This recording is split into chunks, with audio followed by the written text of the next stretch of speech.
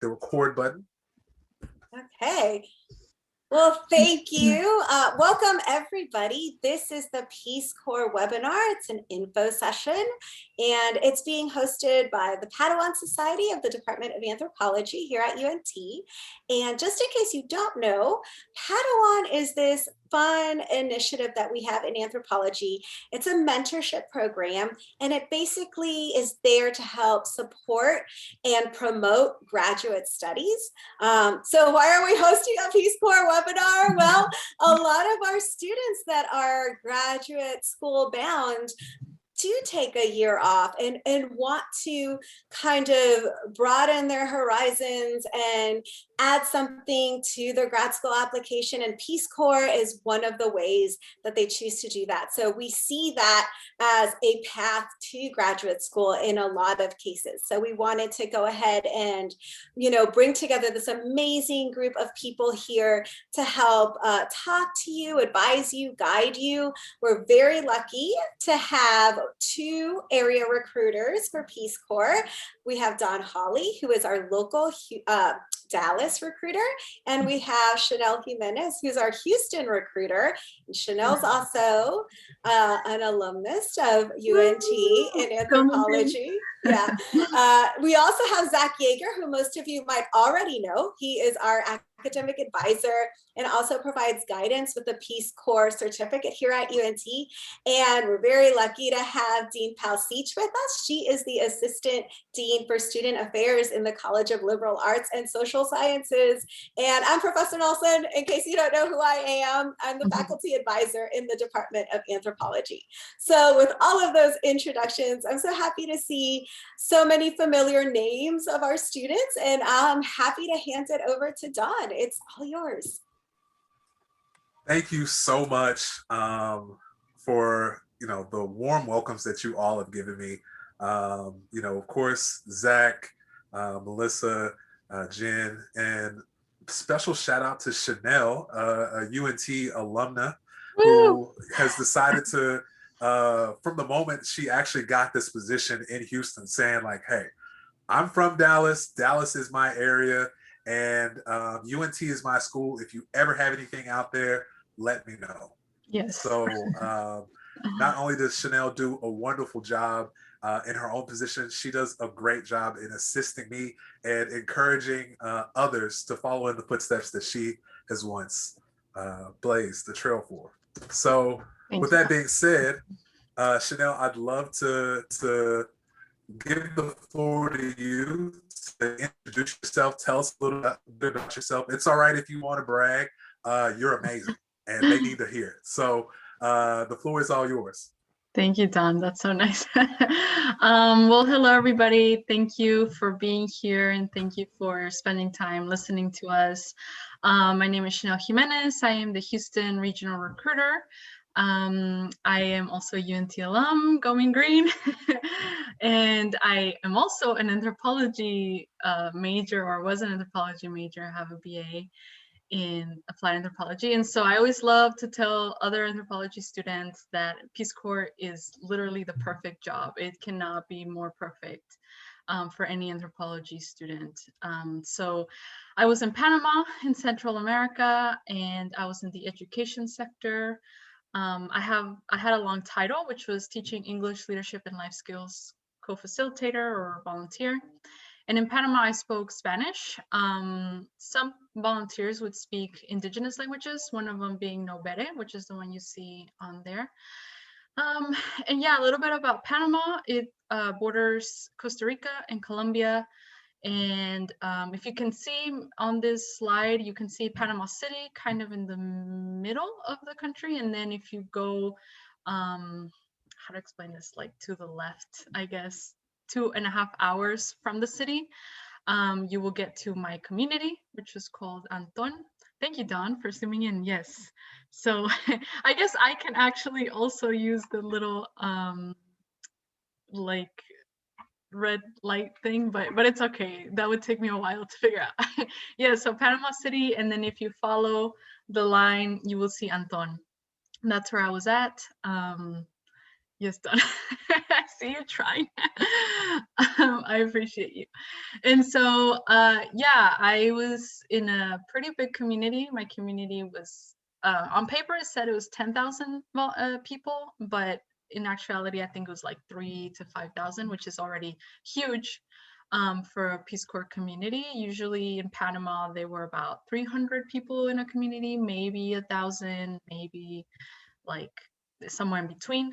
So yeah, in the bottom photo, I am wearing like a very typical traditional garment, and then a friend of mine is also he's wearing like a traditional shirt, and we were emceeing our going away party for our training community, and they asked us to wear this. So it was really cool because I guess from anthropological terms, it's not, you know, we're not like appropriating, we were actually asked, and it was kind of very important for people, for us to wear their garments. So it was a really special moment. And then in the other photo is just us, or I was hiking with some friends, and it's just like this beautiful just landscape. It's kind of wild how like close that was for me. This was like maybe a 30-minute drive from my community. So yeah, I'm happy to be here and happy to answer any questions in the chat, or, you know, however. Yeah, definitely put those questions in the chat. If I'm talking, if Chanel's talking, the other one can get those questions answered for you.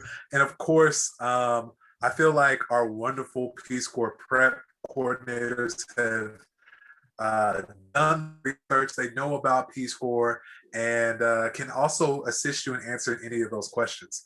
And for sure, we can also answer those live as we go on. So again, my name is Don Holly. I am the Dallas Regional Recruiter. I take care of basically North Texas. So that includes the University of North Texas, Go Mean Green. I served in the Peace Corps in Jamaica, of all places. So, you know, most people, know of Jamaica, but you know, we are right here in the Caribbean, right off of the Gulf of Mexico. I remember, flying into Jamaica from Miami, and we passed over a body of land, and I was like, wow, we're here. Like, that was so fast. Why don't we just like land? I can't wait to get out and go. And they were like, no, you're flying over Cuba. And at that point, I realized, like, okay, I need to probably do a little bit better job in, knowing my geography. So as a twisted turn of fate, I am now the Peace Corps recruiter that kind of helps people learn, the little nuances in Peace Corps service about the country, the geography of it, and things like that. I always like to share with folks that, like Chanel, I also went hiking when I was in service in Peace Corps. And when I landed in Jamaica, I said, oh, I didn't know Jamaica had mountains. Like, I thought it was all just like the beach. And they're like, no, did you do your research? And I was like, I thought I did. But hey, that's why people like Chanel and myself are employed, to help you along the journey to doing that research and knowing those things before you get out there, so you can have a bit of a better grasp and understanding. Nonetheless, I was an agriculture volunteer during my time in Peace Corps.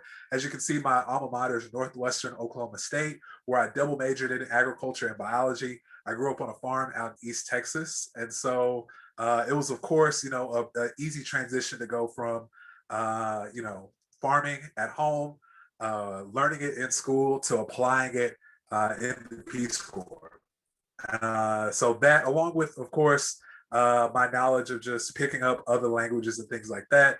During my time, we spoke Patois, which is a Jamaican language that is spoken widely across Jamaica, mostly in in-group settings and things like that. So, it's not something that's often spoken during like business, or especially if you're doing like, working in a government office. People usually speak the Queen's English there. But here is a quick little picture of myself. I know we're not in person, so it's always interesting, like meeting people over the internet, and then you're like, yeah, it's nice to meet you, and they're like, wow, you're a giant. Yeah, it happens. So here I am, of course, representing my home state of Texas, and wearing that stereotypical Texas cowboy hat and my boots. And I'd always get the question, it's like, is everybody in Texas like that? No, you just happen to get the right one. So with all that being said, that is who I am, and that's my time in the Peace Corps. So before we go in, I want to share a little bit about what it is we do, who we are, and things like that. So the Peace Corps is a government organization that sends volunteers around the world for 27 months to work in development. The Peace Corps has a mission of promoting world peace and friendship by fulfilling three goals. And the first of those goals is basically to go to interested countries, so countries that ask for our help, and train men and women on different topics. So for Chanel, that was education. For myself, that's agriculture. And for you all, that could be so many different other sectors. And we'll get to that a little bit later on. In addition to that, we also promote just a better understanding of different cultures. So cultural exchange essentially. So growing up in like East Texas, in a small town of like 300 people where everybody was practically related to me, not too many people got to leave the country. So they didn't know what other people were like. And especially for a place like Jamaica, they're like, well, I saw on TV or I've seen a picture of Bob Marley. Everybody looks like that out there. So, being able to dispel like myths about people's religions and cultures and daily practices was so big for not only myself, but for others. And then also to kind of share with people like, no, I technically, yes, I rode my horse to school growing up in Texas, but not everybody does that. That's I'm a weirdo for that. Like, let me tell you a little bit about America. It's not what you see on TV. Definitely not what you see on Instagram. How about you just have a conversation with my dad and you could get a chance to really know what like a regular person's like. So really it helps people who aren't able to make that jump and having that privilege to travel abroad, right? And connecting them with others and connecting them with a different level of living. And so, as I mentioned, we're a government organization. We take applications for people to go and serve abroad. We have a few requirements, and that is that you must be a US citizen and you must be at least 18 years or older. So another requirement that we have is that you have a bachelor's degree in any field or 5 years of relevant work experience. Seeing that you're all here with the University of North Texas, I know that you're all going to be able to get your degree. And Zach, Melissa, Jen, they're going to be able to help you with that in whatever ways possible. So you're going to meet that, no doubt in my mind. In addition to that, we have usually at any given time around 7,000 volunteers around the world working in our 60 different countries. And obviously right now with the global pandemic, that looks a little bit different. And so we've taken all those positions, we've taken all those people, we've brought them back home safe to safety. And we're actually looking for people to join our ranks in 2022 and beyond to continue doing the work that I was doing, during the pandemic, to continue doing the work that Chanel was doing during the pandemic, and to take it and run from it and run with it from there. So again, we serve in over 60 different countries, and we have different countries that come in and out each and every year. Of course, countries like India were places where Peace Corps volunteers used to serve. Peace Corps volunteers used to serve in Brazil, and of course, in the People's Republic of China. You name it, we've probably been there at some point in time in our over 60 years of existence, really. So, take a look at this list. It's comprehensive. I'll be able to share with you at another time more from this list of countries, but get an idea. Like, would I want to go live in Fiji for a couple of years? The answer probably and should be yes. Would I want to go and live in Peru for a couple of years? Also, yes. So that's kind of the situation that I was in when I was choosing Jamaica. And hopefully you could be in a similar boat to even go out to places that you've never heard of before. Such as, Macedonia. We work with a guy who served and lived in Macedonia for a couple of years.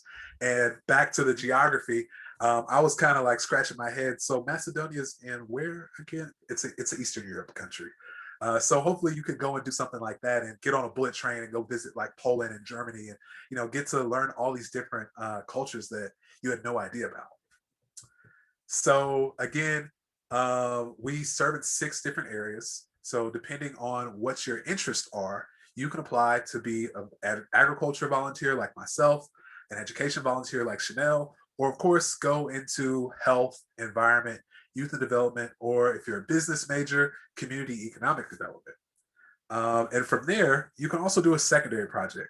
But I feel like I've spoken long enough, so I'll go ahead and pass this on to Chanel. She'll tell you about her experiences in Peace Corps, and then I can tell you a little bit about mine as well. Okay, thank you, Don. Yeah, so like I was saying, I was in the education sector. And so my job was teaching English, leadership, and life skills co-facilitator. And so you can show the photos. I wanted to be at a high school. I knew that I wanted to work with high school students. And so I was placed. Thankfully, I was given that priority, and I was placed in a community where my main project was working with high school students and their teachers. And so in the bottom left photo, that's a photo of me with some of the teachers. My high school was it had about 1,800 students, which is really big.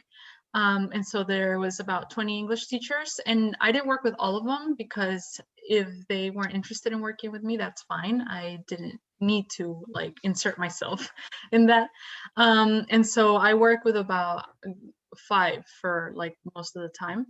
And so other than working at the high school, doing like co-teaching English and doing English clubs, I also was able to support at the local university, which is that top left photo. There I am with like middle school age children. We were doing like a English class during the summer. And then at the bottom middle photo, I also was able to work with elementary school age children, and we were doing like an English club at the local library. And then the top right, I was working here supporting the English professors from all over the province. So province equates to a state here in the US. And so we were working to just brush up on some like teaching methodologies and new teaching methodologies. And none of this, I didn't do any of this by myself. I didn't come up with like the curriculum by myself. I didn't come up with a 2-week seminar for professors. They know much more than I do. But I was able to support either the professors or like, how do you say it? Like country organizations that were pushing for like learning new methodologies, things like that. And then also I was able to work with other volunteers at their schools. So the bottom right photo, this is at a different high school, and we did a really cool project. It was a 2-week long project, and we were working with high school students on teaching them how to take an idea in their head and put it in their community and work in their community. And so we talked about the UN goals. I believe, I don't know exactly what the name is, but it's like the developmental goals that the UN put. Oh, sorry. The UN Sustainable Goals of Development, there's 17 goals, all work together to ensure that folks in many different countries around the world are working towards a better life for all humans in existence. Yes, thank you. That's exactly what we were doing. And we introduced, not all of them, not all 17, we introduced about 5, because there were, I think, 5 different groups. And we just said, okay, you have this topic. What kind of ideas, what kind of projects do you think you can implement in your community around this one topic? And so it was really cool to see them going from really not knowing anything about the UN goals and about project management. And then at the end of the seminar, they were really trying to do things in their community. So it was all really worthwhile for me. I really, really loved it. I was really busy because my community was so large. And I just really poured myself into my job and everything that I did. You can continue. Done. It's not going if you're pushing the button. No, it's not. Oh, okay, that's good. Don't push anymore. So I'm going to talk about this right now. Those are good. Sorry. Okay, I think it might be Yeah, slightly it's lagged, low. so I'll give you your first three. Yes, the first three are good. Okay, so I usually like to talk about Panama as more than just a canal. So a lot of people know Panama because of the really big and important canal that cuts through the country. While that's a really important part of the country, it brings in a lot of money, and it just makes the country just that much wealthier. There's just so much more than that, and I didn't think about the canal, but only like twice when I was there. And so these photos are just showcasing the city.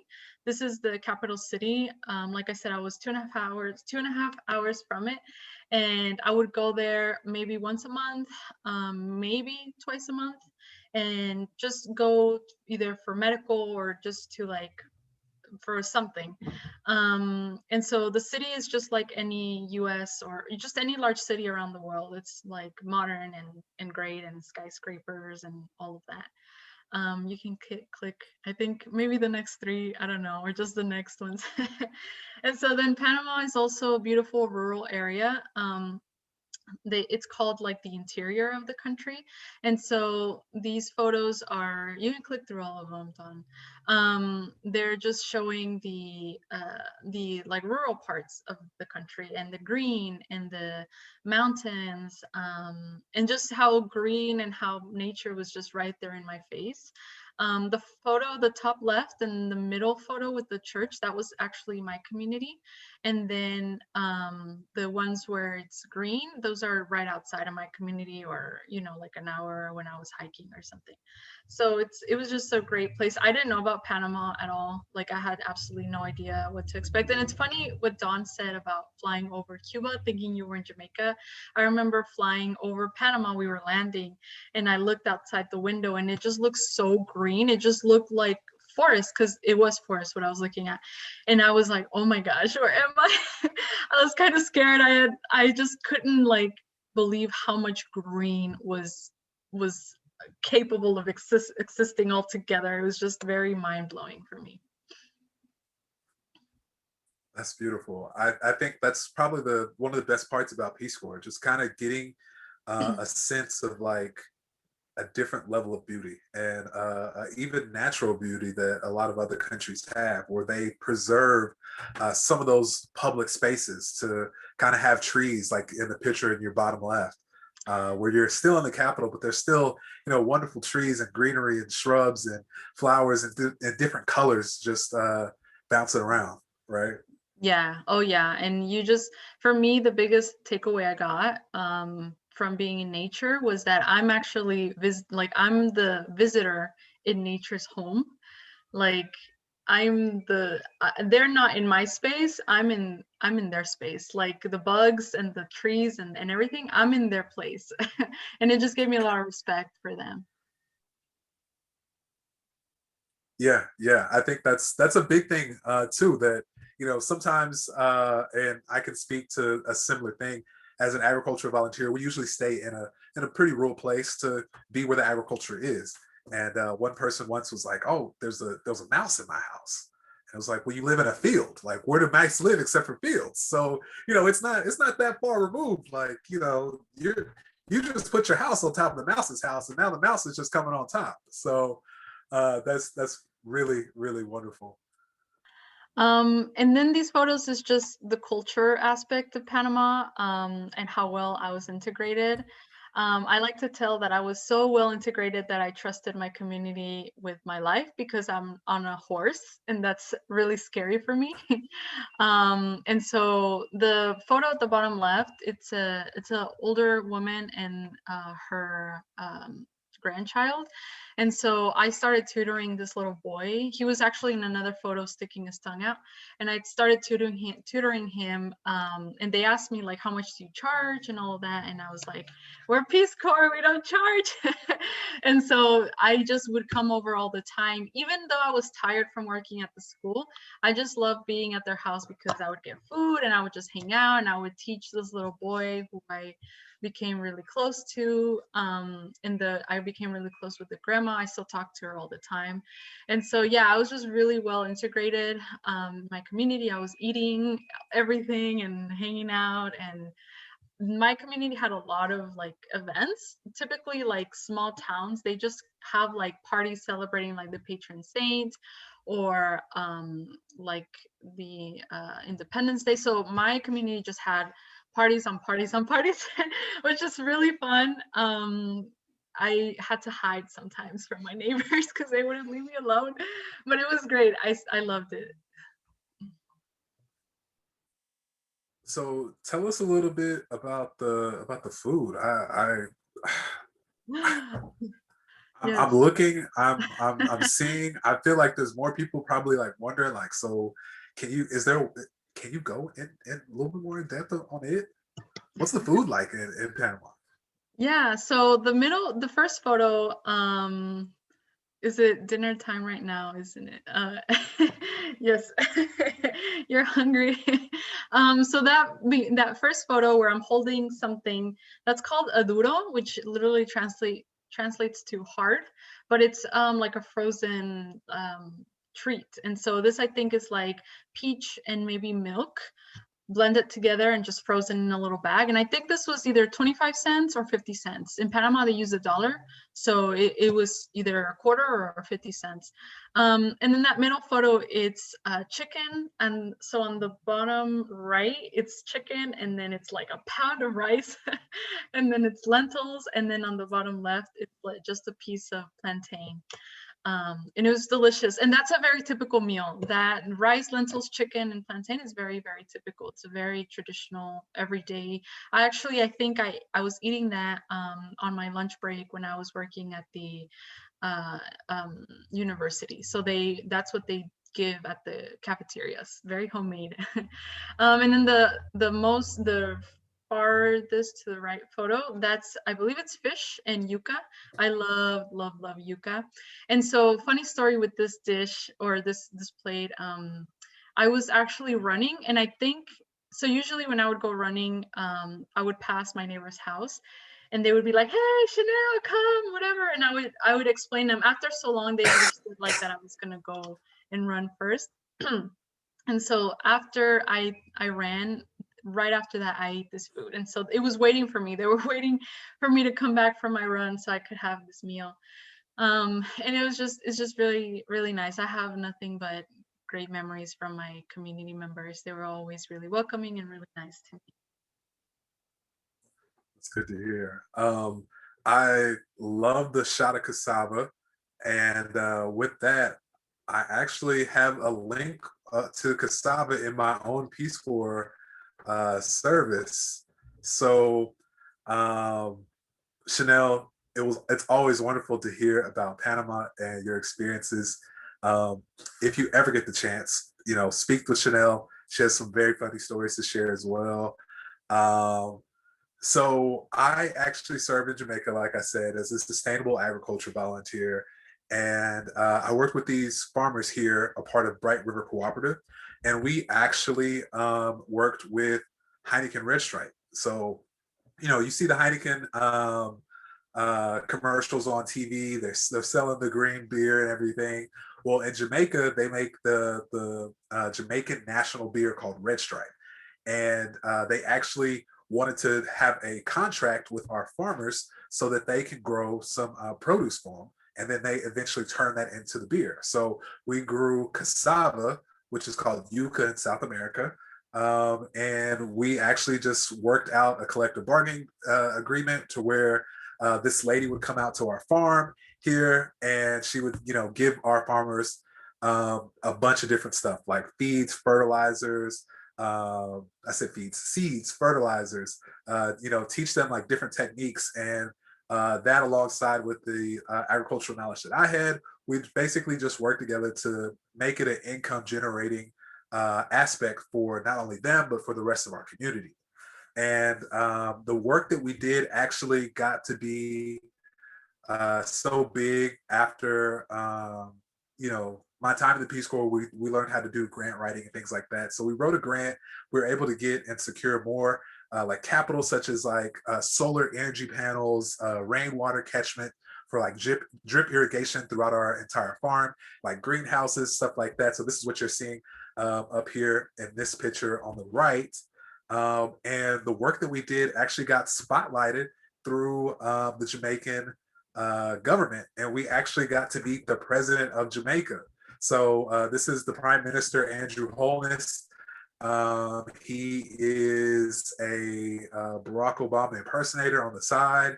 But outside of that, he's a really nice guy that knew a little bit about Peace Corps, and he was able to talk to the work that our farmers did to help get them exposure and things like that. So these are a couple of pictures from my own service, and I always love to kind of tell that story because I'm a first generation college student, right? My father, he's a farmer. He worked in the oil field. My grandfather was a sharecropper.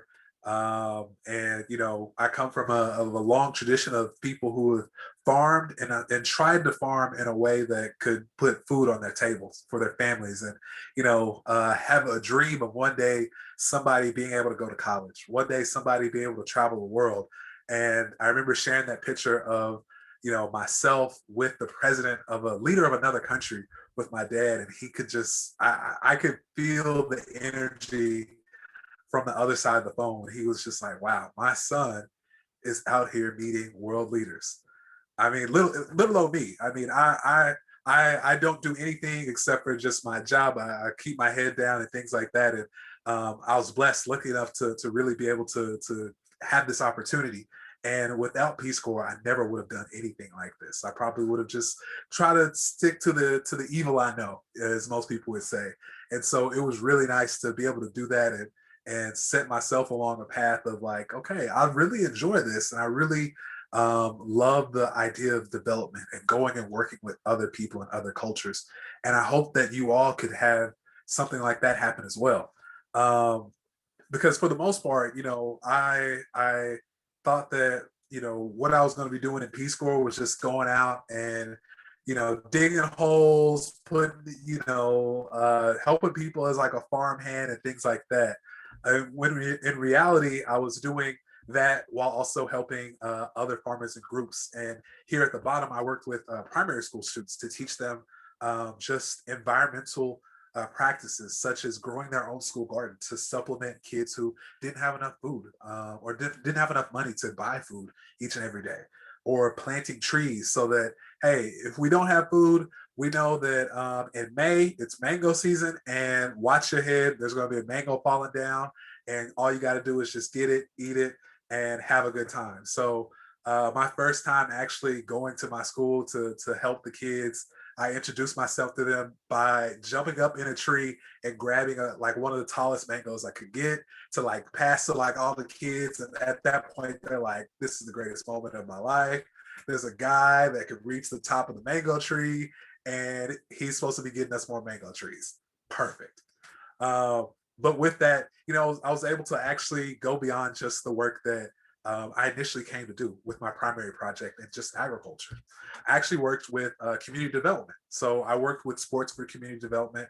I played sports in college. I come from a basketball family here in Texas. So I really love basketball. So I said, hey, well, I didn't even say, hey, I was walking down the street one day, dribbling a basketball, went to our local community center to talk to a guy and just shoot.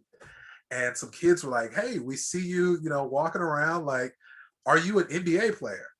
So after lying to them for a couple of weeks, I told them, like, I'm not actually an NBA player.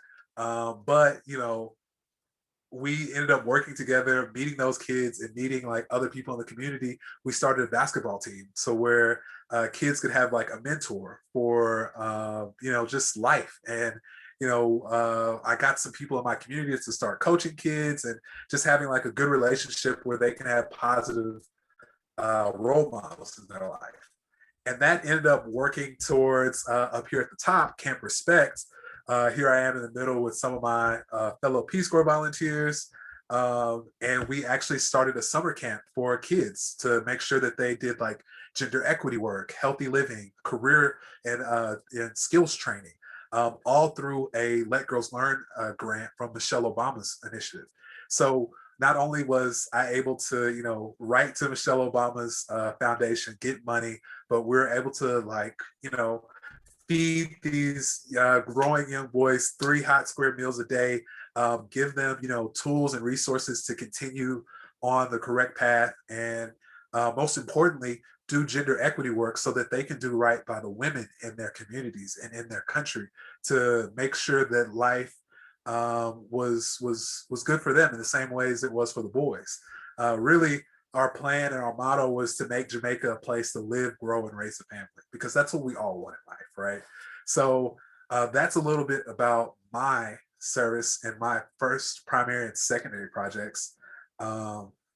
It's a little bit of a unique time, because obviously not everybody does something like that, so results may vary, but I always say that when I give a presentation, I hope that it spurs somebody else, so they look and they take a look at my presentation and they say like, well, that was whack. I could do a lot better than this guy. Like one camp, like coaching some kids in basketball, like anybody can do that. Like, let me show you. Please show me. I want everybody that I talk to do better than me and really make an effort to progress, even in the same places I was or in anywhere across the world. So if you see this, if you like it, good. If you don't like it, I challenge you all to definitely do better. And I know that you can, because, if you know Professor Nolan, then, you're in good hands. You're in good company. I was actually wondering if I could jump in real quick, because one of the things that stands out for me in both your presentation, Don, and also Chanel's, is just the experience of being abroad. And like you mentioned early on, it's a privilege, and it's also just so life-changing. And I see so much of what y'all are discussing here resonate with anthropological field research when we go abroad and spend long-term time abroad. You're talking a year, you're talking 2 years. And in my opinion, one of the greatest gifts of that is yes, you get to meet other folks and you get to, experience life the way, other people experience it different than you do. But one of the greatest gifts to me is that it denormalizes your cultural reality and your everyday. And at least I was never in Peace Corps, but after my field research experience, you come back home and it looks different, and it's never going to look the same to you, because you're changed, because this experience changed you.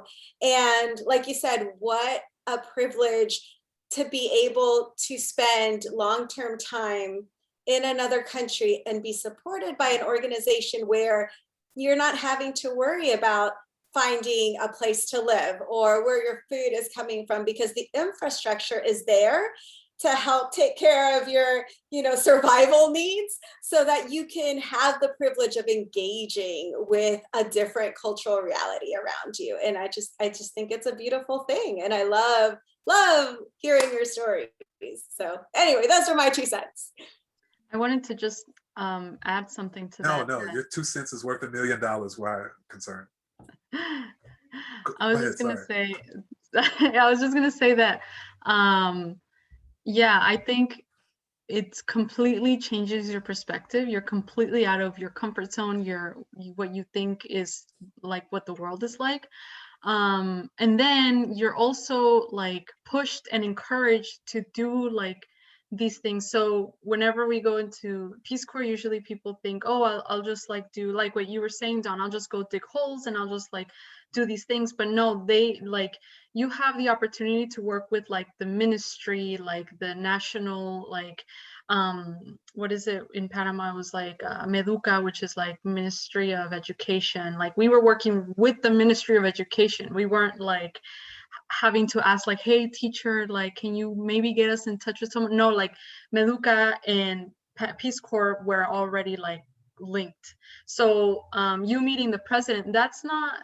everyone does that, but it's also something that happens. I know some volunteers in my community in Panama met the president of Panama. They met with the first lady, they met with the president in different ways. And so you're like pushed to do these things. They want you, Peace Corps, because there's that infrastructure, they're pushing you to do all these things, apply for grants, start things and like think of outside the box. So yeah, it's a very, very huge opportunity. And because here, when you get out of college and you start like an entry-level job, you're never going to talk to the president of anything at the first like 5 years. You're barely going to even meet them. And when you're in with Peace Corps, you already have that like badge, I guess, that like cap, and so you're already kind of set up for that type of success.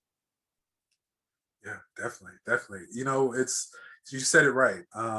We're unilateral as a government organization with other government organizations, and of course, the government. So the presidents, the ambassadors, the embassies, places like that, and we work closely together. I think that's a big difference between Peace Corps and another organization, right? Because you can do the work. You could do it somewhere else. You can do it for a week. You can do it for a weekend. And I think that the one thing that we have to offer is what Professor Nelson was trying to was saying, was that you're going and living in an area for 2 years. That's completely different from being there in a week. I worked with some people at a summer camp for basketball students. That's what this one is here. And a guy was like, "Yeah, we've been here for about 5 days, and I feel like we changed these kids' life." And it was like, "You've been here for 5 days. They're not going to remember your name next week." Like, I've been here for 2 years, and I remember during my time in the Peace Corps, I was there for a year before like everybody in the community knew who I was, and where I could say, hey, let's do this thing, and people weren't like pushing back on it. They knew who I was. I had proven myself at this point, and they knew, like, okay, Don's here as a Peace Corps volunteer to benefit us. Don has no ulterior motives. He's not going to ask to get paid. He's not. He might not even ask for a drink of water. But we know that at the end, he's going to make sure that life is better for us in a way that we ask, in a way that's culturally considerate of what we actually do, and just changing it or tweaking it just a little bit, or providing us that resource. So I can lead that into the next part. That's a reason why a lot of people join. And I told this story to Zach and Jen at one point or another about my reasons for joining the Peace Corps. So as a youth, growing up in East Texas, we had a lot of friends and sorry, that is an antiquated term. No one calls themselves a youth anymore. But during my early years, Hurricane Katrina had happened. Living close to Louisiana, my dad had a lot of friends out there, and he actually didn't know anybody in New Orleans. And he one day said, like, "Hey, you and your brother, you're going to stay with your grandma down the street. I'm going to go to New Orleans and I'm going to help." And we didn't know what that meant. We didn't know how. Like, I don't even know if my dad knows how to swim, but he saw that there were people in need. He saw that there was something that needed to be done. And he realized, like, who else to do it other than me?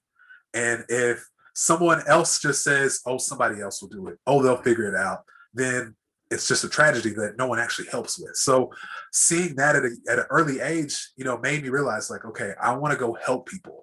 Not in a way of like a savior, but I want to go and assist people along with what they're doing, right? I want to share the privilege that I've had of being a college graduate, working with, the different companies in which I've worked with, and impart some of my knowledge in conjunction with what they have already to make things better.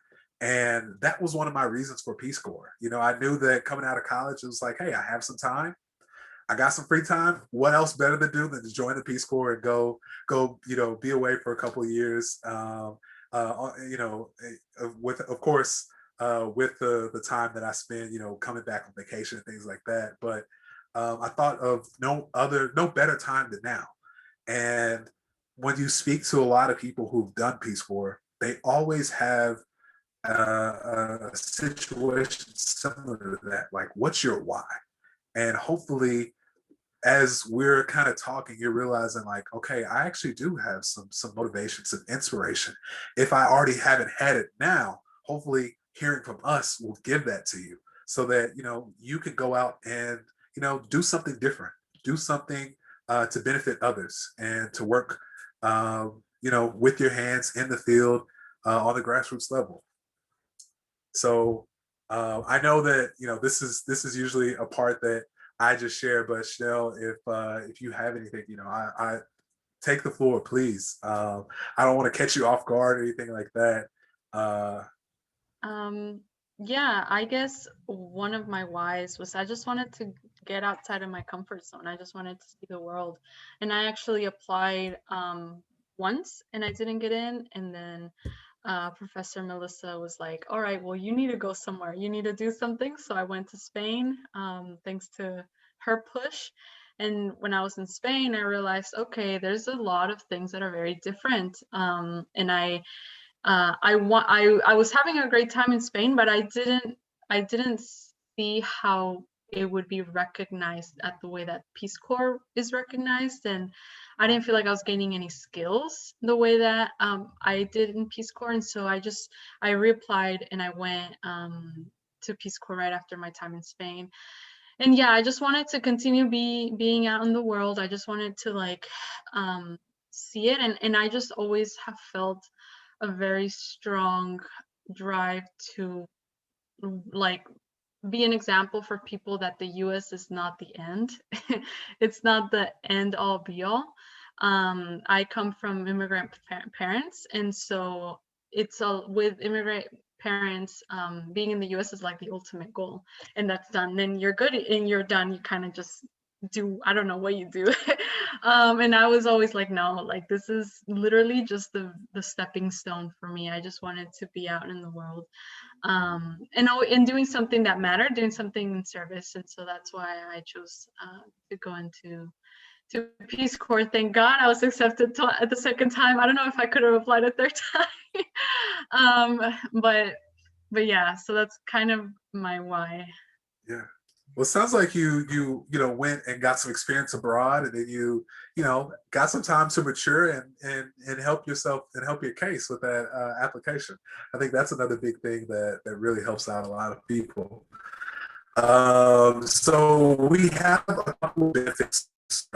We've mentioned them already, and Melissa had also, mentioned the living stipend and housing. So, as a government organization, a volunteer position, we actually don't have you pay for anything. So, your food, your electricity bill, your light bill, the house that you stay in, your medical and dental needs, they're all met by the Peace Corps. So, if you get athlete's foot, Peace Corps got you covered. If you need to get like a root canal, Peace Corps got you covered. And then, of course, if you want to live in a fat crib, something that's like MTV ready, something like what Chanel stayed in, I'm sure Peace Corps gets that for you. You don't have to go out and find it. You don't have to worry about like, okay, how do I make sure that I make this mortgage payment or this rent payment every month? We got you covered. That, and then another big benefit is, of course, like the skills training and things that you gain along the way.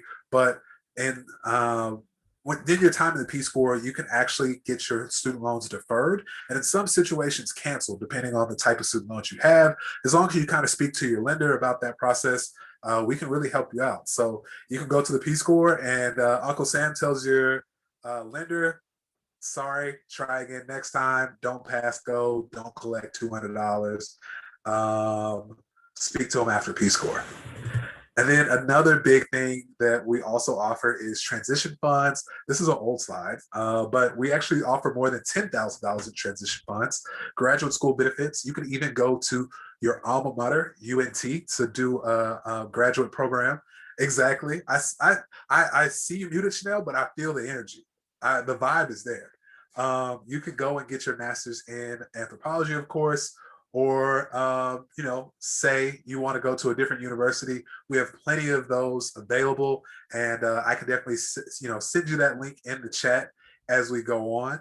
And then, of course, another big one I love to highlight is our federal employment advantages. So since we're with the U.S. government, you're working with us, you can basically come out of Peace Corps and say, hey, I want a job working with the Department of Education, the Department of Homeland Security, whatever. If it's a government job, if it's on our government job website, the Peace Corps helps you get that position. I know it helped me in the exact position I'm in right now. and I am grateful for it. I tell you. So we have a couple of options up right now, and this is actually about to change. With today being April the 1st, you can go online, see the different countries and the different positions that we have available, and give that a look, and hopefully start applying and just getting a better idea of where you could possibly go, what to do, and what that looks like. So for the most part, you just browse it, apply, and then you of course put in like a health history form. You get your interview, and you say like, "Hey, I went to UNT," and they're going to say, "Well, perfect. That's one of our favorite schools." And you're going to say, "I actually spoke with Don Holly," and they're going to say, "Perfect. He's like one of our top 5 favorite recruiters." Then you say, "I actually spoke with Chanel as well," and they say, "Well, then you're already in."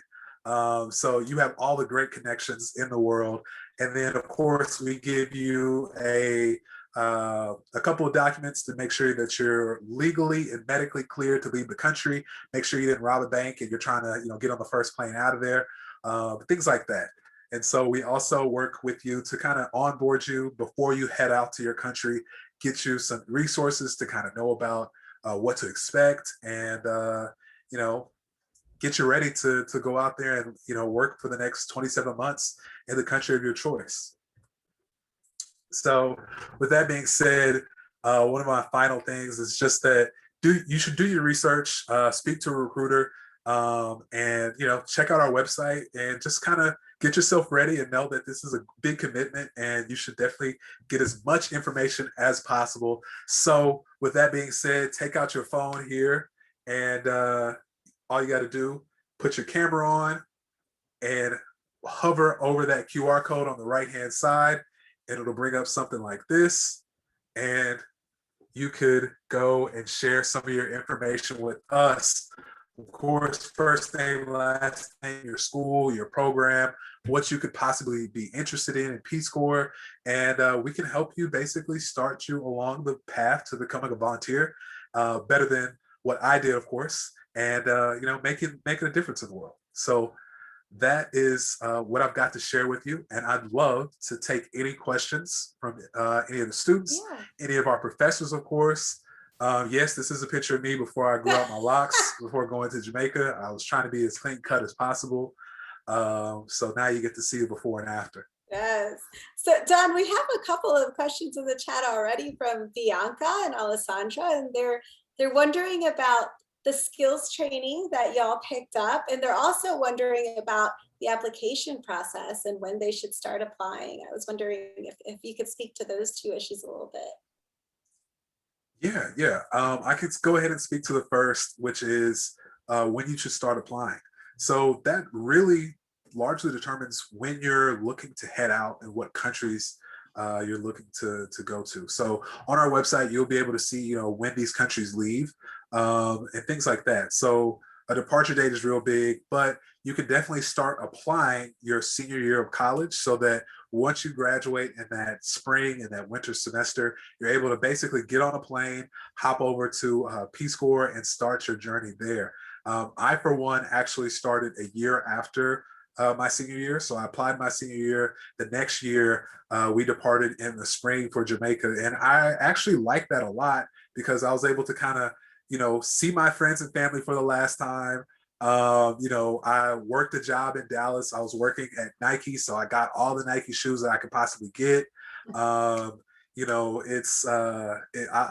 have to have a swoosh on me at all times. But I was able to do stuff like that, and just kind of also save money in preparation for the things I was going to be doing in Jamaica. I kind of knew from speaking with other RPCVs, or Return Peace Corps volunteers, that they might have a concert in Jamaica. There might be a festival. There's of course Carnival that, if you've ever seen that on TV. I remember the first time seeing that was in the Disney movie Rio. They have Carnival in Jamaica, so I was like, of course I need to save up money to go to Carnival, like duh. So it largely depends, but to answer your question, your senior year would be a great time to begin that process. I was just going to add, typically 9 months to a year before the time that you're ready to leave. And so senior year is perfect, because you're going to have that 9 months to a year time frame so that you can graduate, you can say bye to people, you can spend some time working if you need to. So Yeah, that's a good question. And then the other one was about skills that we picked up during our international experiences.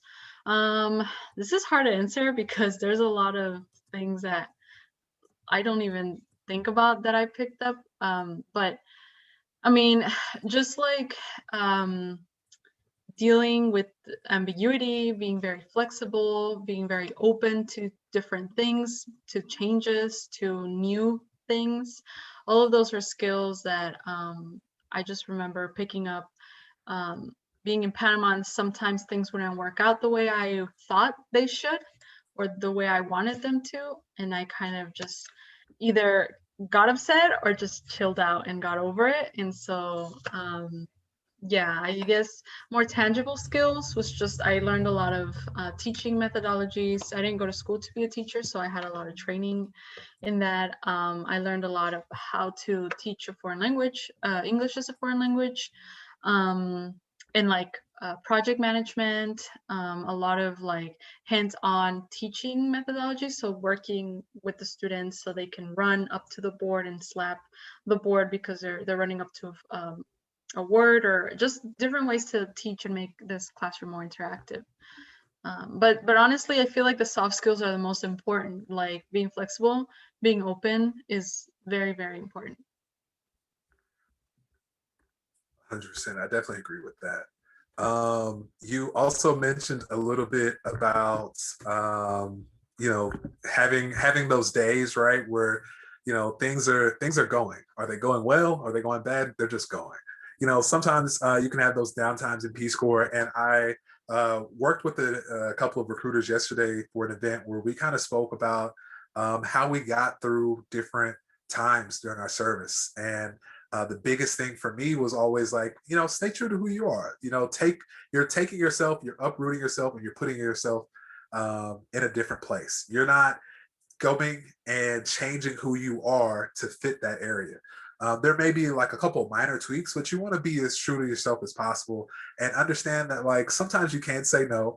It might, the pressure might be there, but we also just really advise that anybody, our volunteers, even if you don't volunteer, if you don't send in an application, we always want to let people to know, take care of your mental health, take care of who you are and things like that.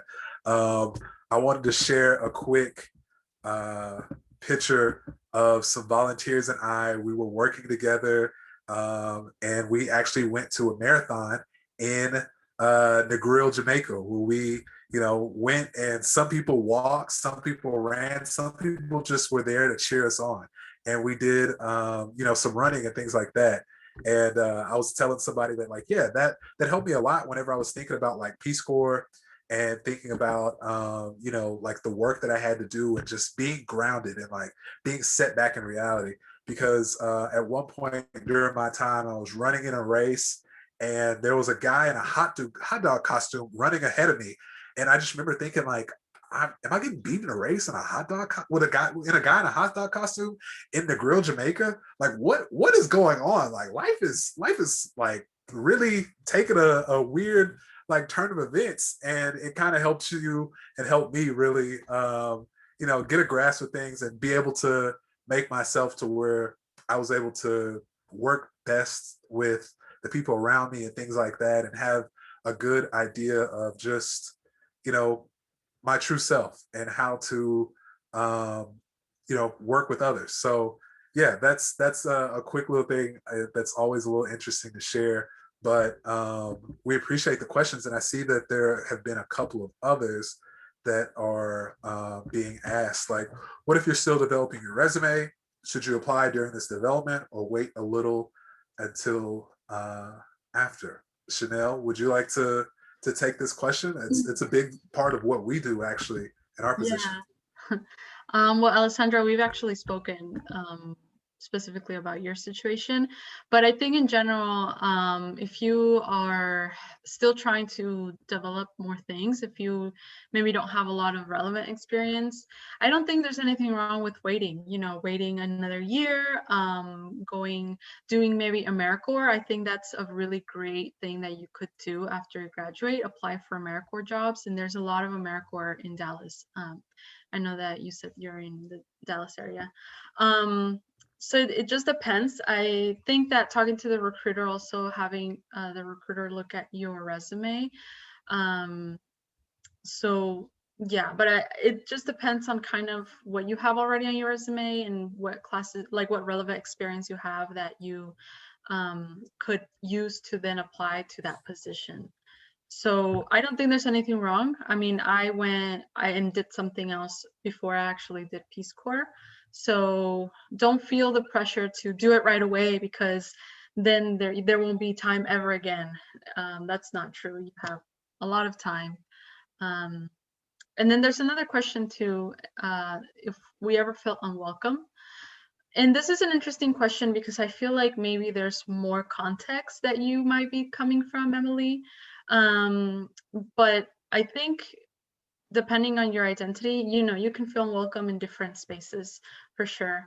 For me, I never felt unwelcomed, really. I felt like I was very, very well integrated in Panama.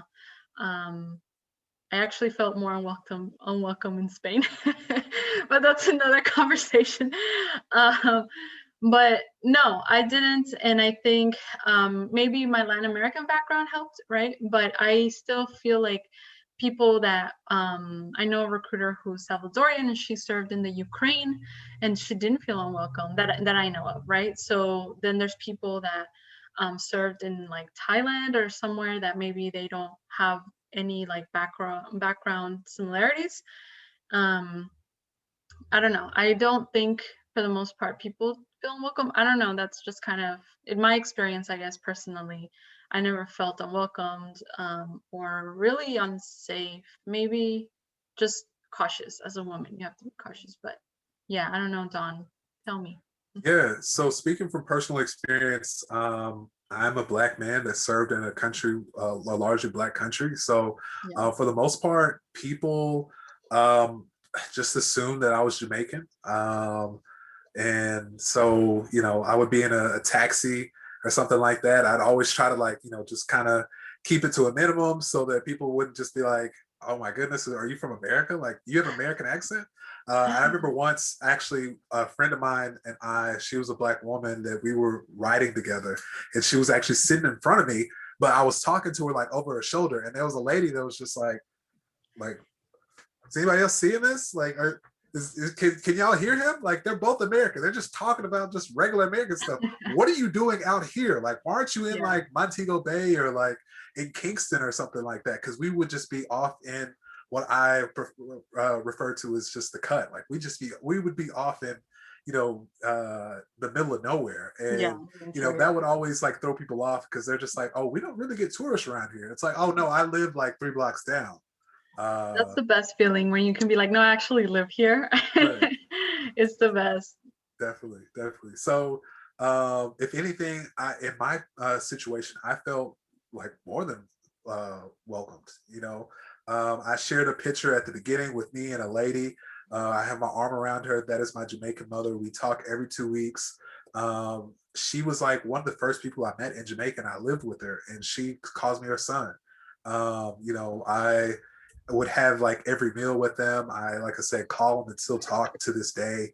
And, they just took me in a way that I had never really experienced before, especially like going off to college or doing all these other things. I even worked with my farmers for a year. And one day, one of our farmers was like, hey, when are we going to get that new Peace Corps volunteer?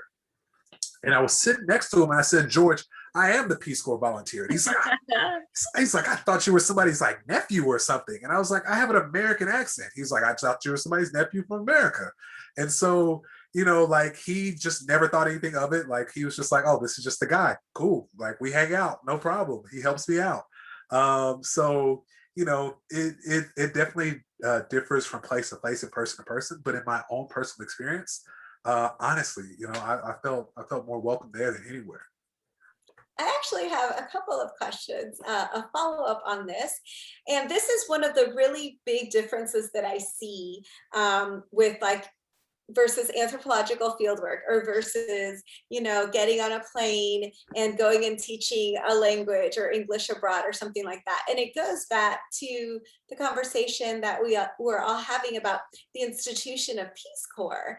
And I was hoping that you can speak a little bit about, what happens. You get on the plane, you get off the plane.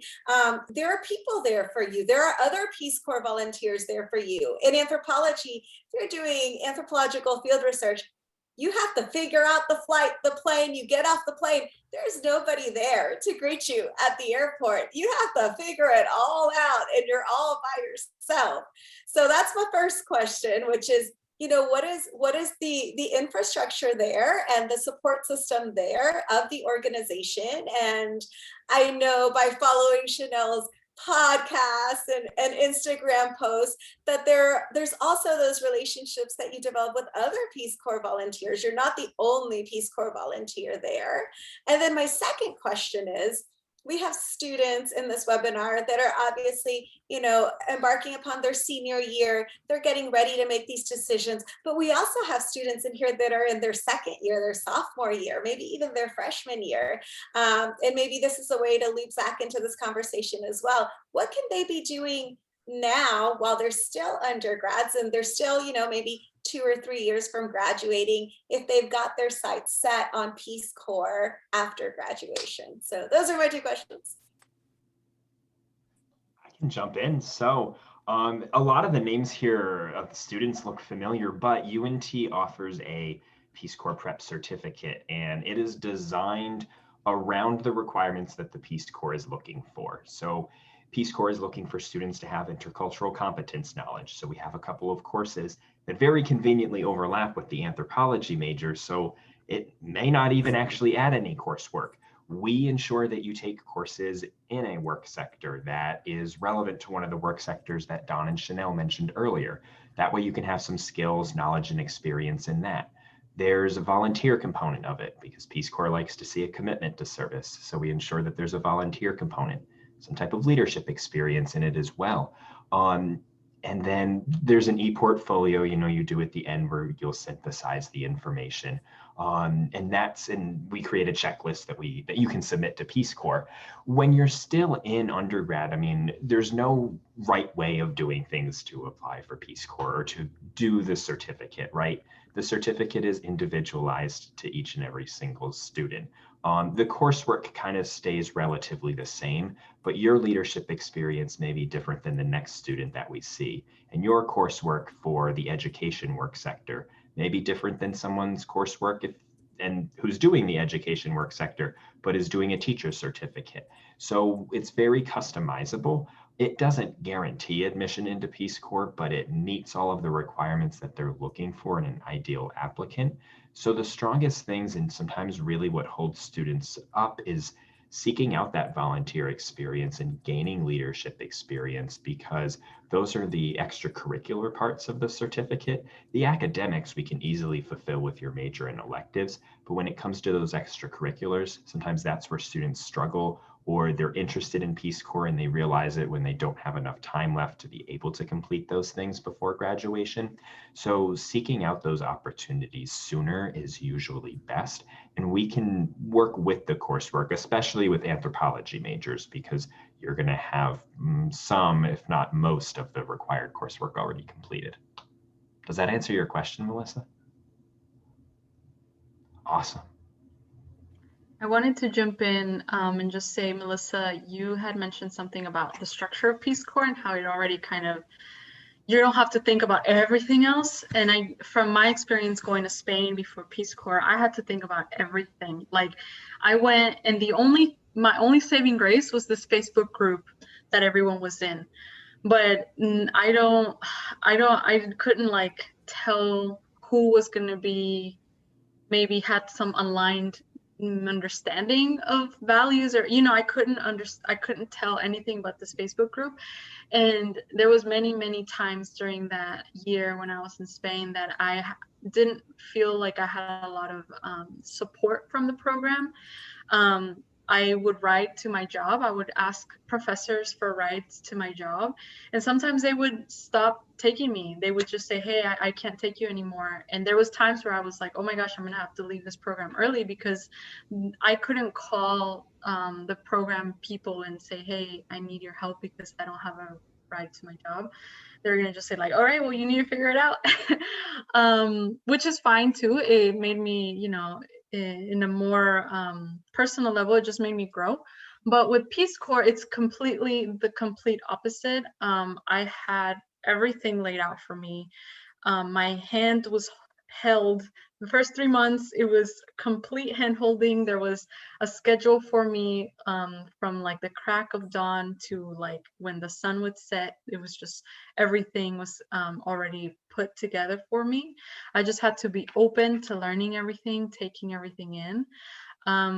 Yeah, it was a gift, and I know that it can be. I remember like some of my friends would kind of be annoyed by that very big structure, but whenever you got to your community, it was gone. The structure was completely gone, and then you were having to then figure out how to work with your community. So but that safety net or that structure of like the doctors and the dentists and the office in the country, the Peace Corps office in country, for anything you needed was always there, always there. And yeah, like the friends, Peace Corps friendships are very tight and they're very strong. I'm actually gonna have a phone call today with two of my friends from Peace Corps, a Zoom call, and we have these calls like twice or every 2 weeks or something, every 3 weeks.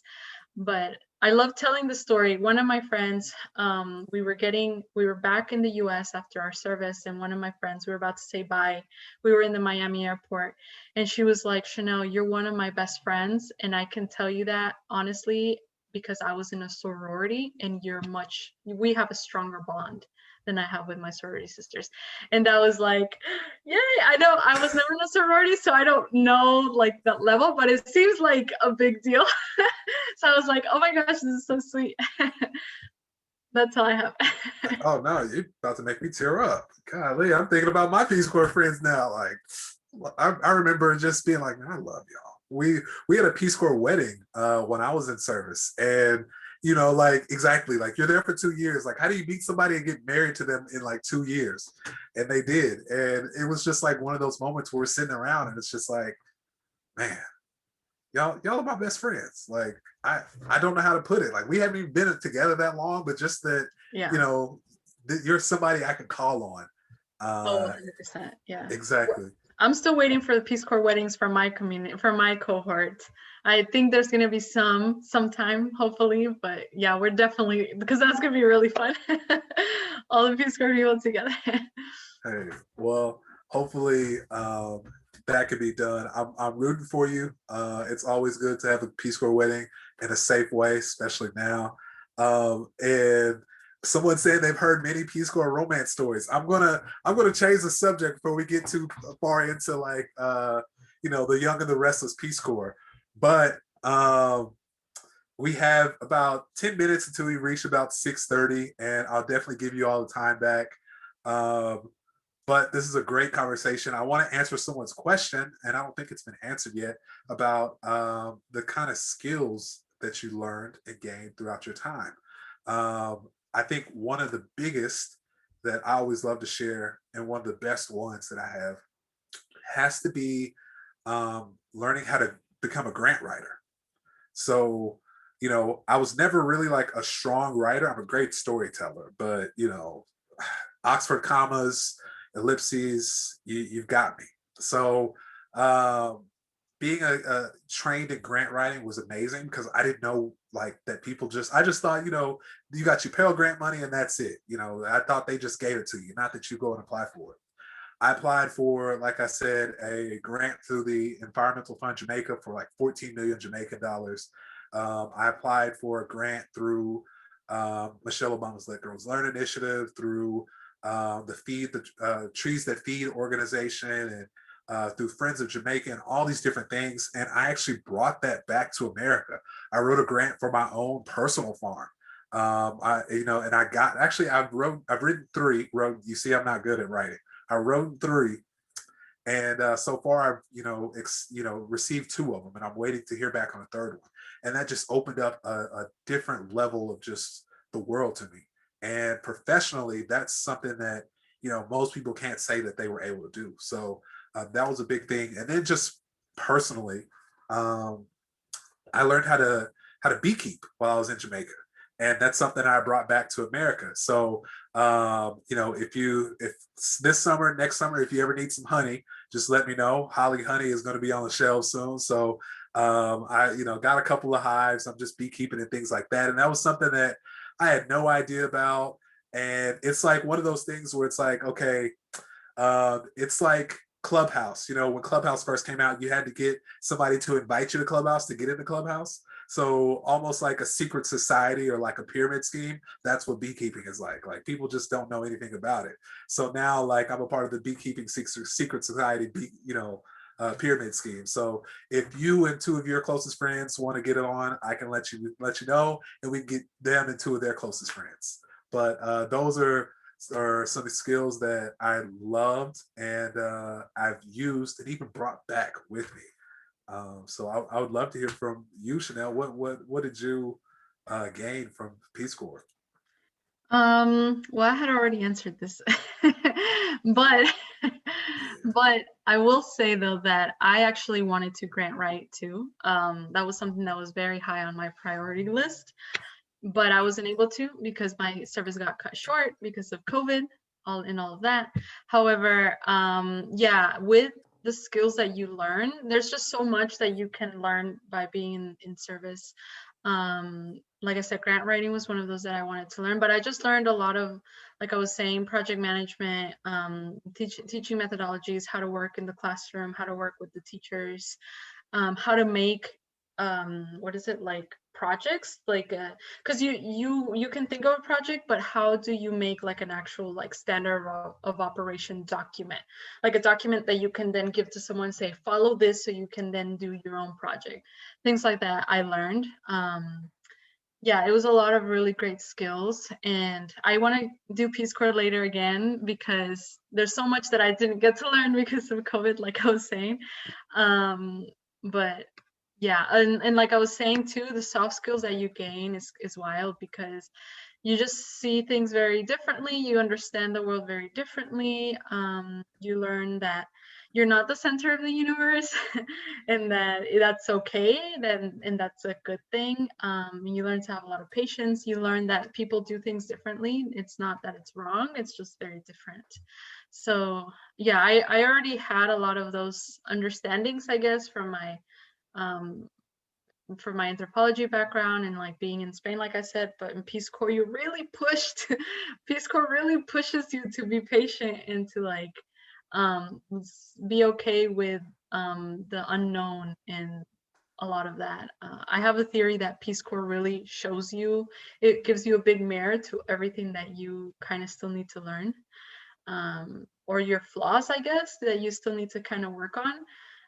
And some people take it, other people don't, maybe not like that. I don't know. So you just gain a lot of different skills that you don't even know, you don't even see coming. I wanted to just take a moment and speak to life post Peace Corps, especially for those of you students that are thinking about graduate programs, especially PhD programs. PhD programs, they invest in you as a student.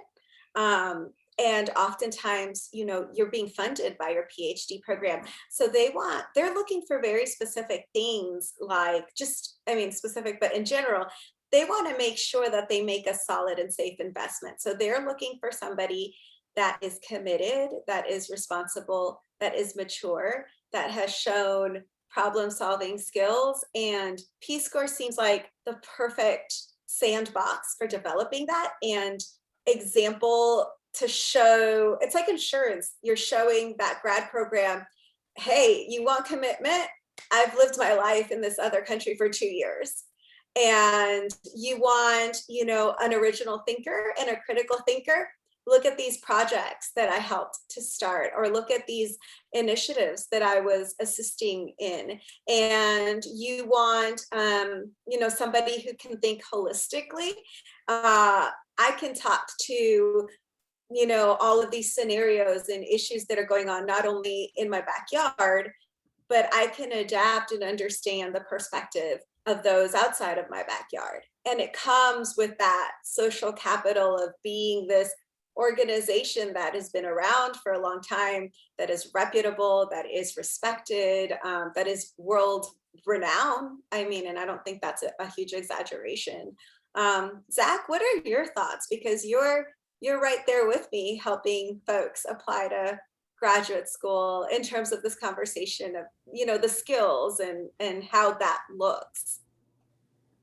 That's a challenging question to be I honest. stumped you! You stumped me. I never get stumped, and I think you stumped me. Sorry. No, that's okay. I really don't know. Melissa. I'm sorry. I'm not sure. I apologize. Don't apologize. I'm like, Zach, I'm gonna cold call you like I do my students. No, I feel like I'm in school again or something. No. I guess my point is just, there's going abroad to teach English is great because it gives you another perspective, and it does a lot to get you some skills like Chanel was talking about. It teaches you how to survive and how to be independent somewhere that isn't your normal. It's somebody else's normal. So you do grow, and that is worthwhile. The thing is, there's a difference, I think, on your graduate school application with saying, I was a Peace Corps volunteer, or I was abroad for a year. Because Peace Corps carries another layer of recognizability, I guess, in the eyes of academia. Because we don't know who, there are some amazing teaching English abroad institutions, but they might not even be, I don't know about them. I don't know the difference between teaching for this organization versus teaching for that organization. But everybody knows that Peace Corps isn't small potatoes, right? Like, there's a weight to that name, because there is a lot that you learn, as you've heard from both Don and Chanel tonight. And so I'm saying, if you have the opportunity, it's like a win-win. You get to spend a couple of years abroad. You don't have to worry about how to pay for it. It gets you all these skills. It looks good on your resume. You get to feel like you have your hands, in the dirt. And it's an experience. That's what I'm thinking. Yeah, I just wanted to say that a lot of people think that they're going to take like a 2-year gap year, like a break. And no, you're actually working, and you're actually doing, you're gaining a lot of skills, and you're, like we mentioned earlier, you're working side by side with government officials, with like the ministry of this or the ministry of that. So it propels you at another level. It just puts you at a different level when you come back. You have this international experience, but also this experience working with people from other countries. Like, yeah, you have international experience that you can get in anything, really. Study abroad is one of those.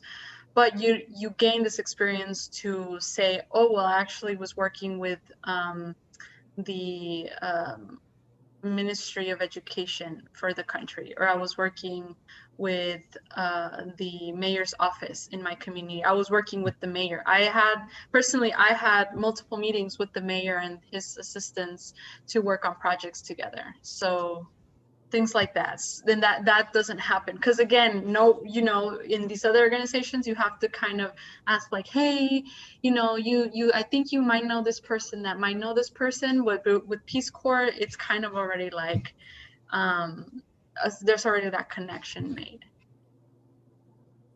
Awesome. Well, it's better myself. Sorry. No. So I was just looking at the time, and as much as I would love to keep talking with all of you about Peace Corps. I'm vicariously living through you and your Peace Corps experience. I'm thinking, okay, what's your cutoff age? and is there daycare? Because I have There's a child. no and a cutoff family. age. You can do it later. You can do it later, but there is no cutoff age. That's amazing. You would be great Peace Corps volunteer. I know you would. That's amazing.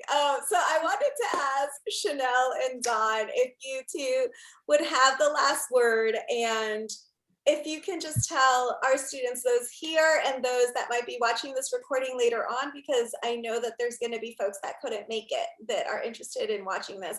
If there's one thing that you need for us to know about Peace Corps, what would that be?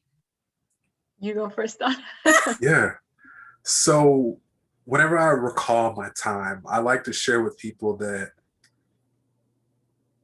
I became smart in college. I became wise in the Peace Corps. Now, hopefully that's something that you all could do as well.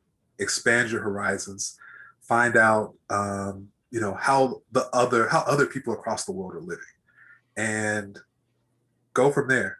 Use that to catapult you into your career, into your life, and go with that knowledge into whatever you do in your life. And, be that window for people abroad and domestically into, what's going on, and keeping people up to date with, this is actually how I saw things done in this place, or this is how we did it, or actually, people in other countries, they would, usually prefer for you to do X, Y, and Z, so that, we all still are cognizant that the other people out there in the world are real. They do exist. And, that the picture that's always painted is not always the right one. So be the artist in your life. So that's what I'd have to say. Peace Corps made me wise. I mean, college made me smart. Peace Corps made me wise. And the picture is not always correct. And hopefully now that you have the paintbrush, you can paint the perfect one. Yes. For me, I always like to leave people with, just apply and just see what happens.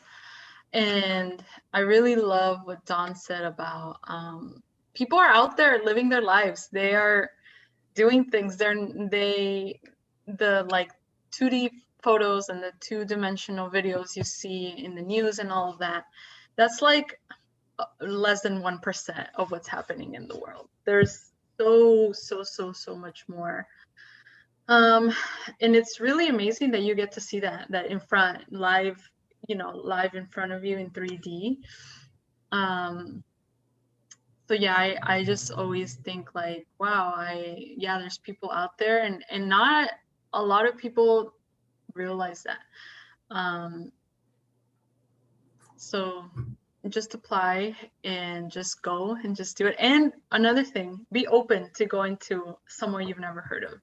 Be open to going to Kenya, be open to going to the Ukraine or Montenegro, or I don't know, Fiji, be open, because oftentimes we don't know what we need. We don't know what is out there for us.